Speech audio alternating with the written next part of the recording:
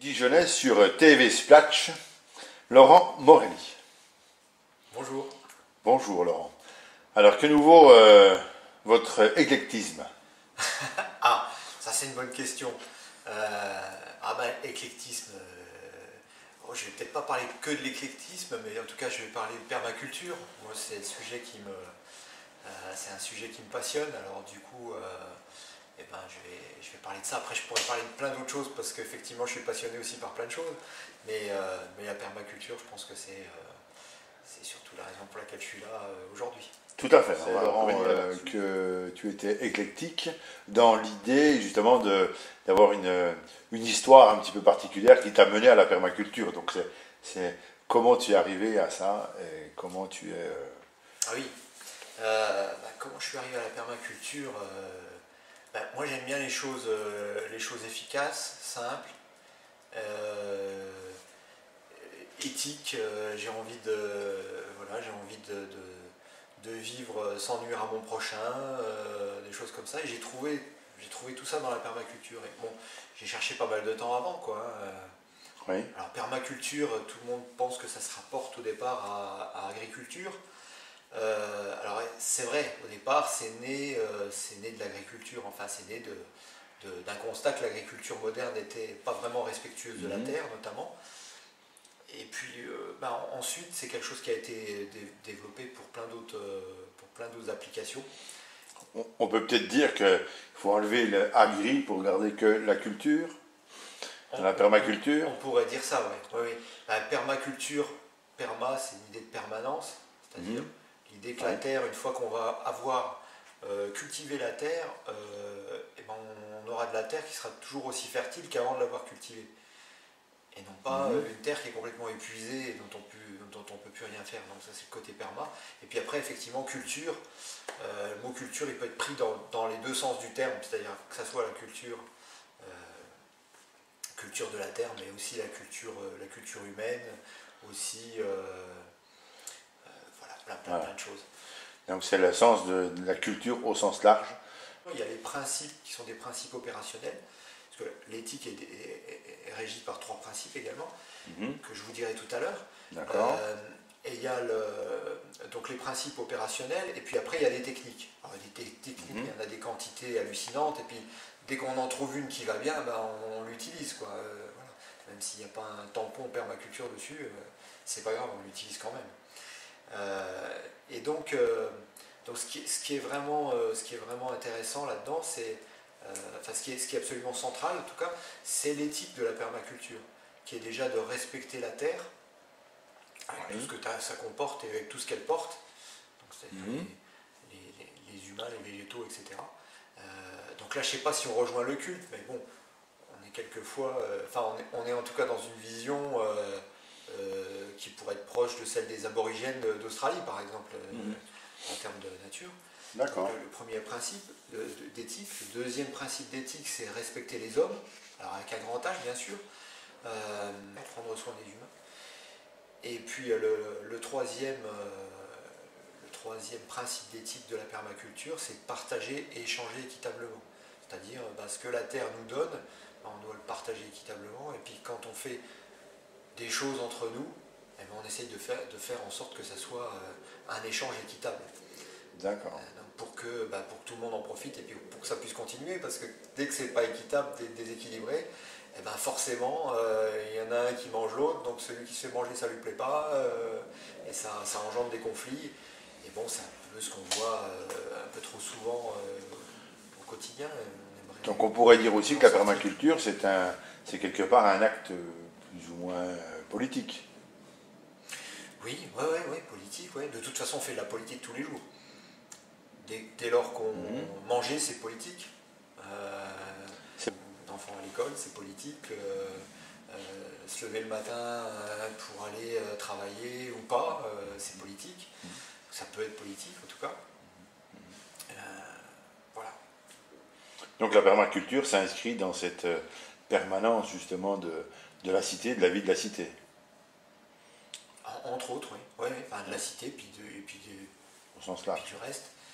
Je dirais, et puis du reste, oui, la partie, que ce soit nature, alors, oui, concernant Dijon, effectivement.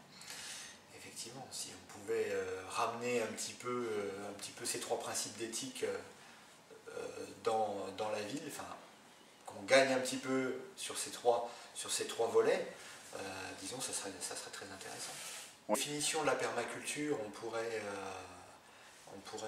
en donner une qui est bien courte et bien simple. C'est une méthode qui allie éthique et efficacité. Donc ça, c'est une définition qui est très courte, parce que comme on a un format vidéo là, qui est vraiment réduit à sa plus simple expression, enfin, pas sa plus simple expression, mais qui est rapide, quoi. Donc voilà, c'est une définition qui est très courte. Alors il y a une notion d'efficacité, ça peut surprendre, mais on fait tout pour être efficace, justement, et tous les principes opérationnels qui viennent après, ils doivent respecter les premiers principes d'éthique, mais après, leur but, c'est d'amener une efficacité à la pratique de ce qu'on fait. Donc, qui peut être de l'agriculture, mais qui peut être aussi la gestion d'une entreprise, qui peut être un groupe humain, une façon de vivre ensemble, qui peut être la façon d'aménager une maison ou de construire une maison, de manière à ce qu'elle respecte un peu ces trois premiers principes. Alors, la permaculture, comment tu la vis journellement? Alors, journellement, moi je dirais que c'est quelque chose qui a transformé ma vie, en fait, hein, parce que c'était au départ, quand on n'est pas né dans ce milieu et qu'on ne connaît pas un peu ces milieux un petit peu alternatifs, quelquefois la vie elle peut être un peu compliquée, hein. Et donc ça amène tout un tas de principes d'efficacité qui moi me vont bien. Donc du coup je les utilise au quotidien, et bon, à tel point j'ai trouvé ça tellement bien que j'ai fini par donner des stages de permaculture, parce que j'ai envie de faire connaître ça à d'autres personnes, donc des stages d'initiation, où il arrive qu'on me demande de faire des conférences sur le sujet aussi. Alors bon, je m'inscris aussi vraiment dans le local, parce que bon, la permaculture c'est né en Australie au départ. Donc tu organises des stages, par contre je suppose que c'est pas une activité professionnelle permanente, bien au contraire, donc... j'en fais de plus en plus là, des stages en ce moment, donc c'est porteur, ça intéresse... Voilà, ça intéresse pas mal de monde. Après, bon, pour moi c'est une passion, hein.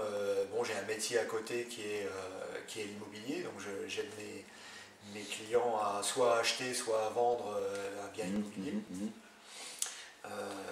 Et puis voilà, j'aimerais bien en faire encore plus, quoi, de la permaculture, parce que c'est vraiment une passion.